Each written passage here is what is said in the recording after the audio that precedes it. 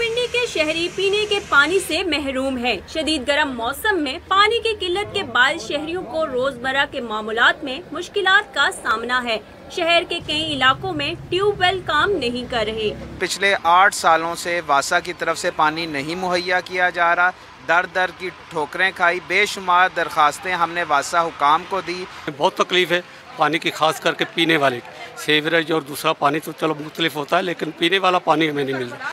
शहर के गुंजान आबाद और पसमानदा इलाकों में पानी की किल्लत का मसला शिद्दत इख्तियार करता चला जा रहा है। पानी के हमारे ये हालात है कि पीने का पानी हमें नहीं मिल रहा है। हम टैंकरों के पीछे भाग रहे हैं। दिन में काम कर रहे होते हैं और रात को हमें पानी के लिए खड़ा होना पड़ता है। रात को वो ट्यूबवेल वाला बोलता है भाई इस टाइम खोलेंगे, पानी खोलते नहीं है रात को। मुतासरा शहरी वासा हुकाम और जिला इंतजामिया से पानी की किल्लत का मसला हल करने का मुतालबा कर रहे हैं। कैमरामैन काशिफ अब्बासी के साथ सुमेरा राजा, डॉन न्यूज़, रावलपिंडी।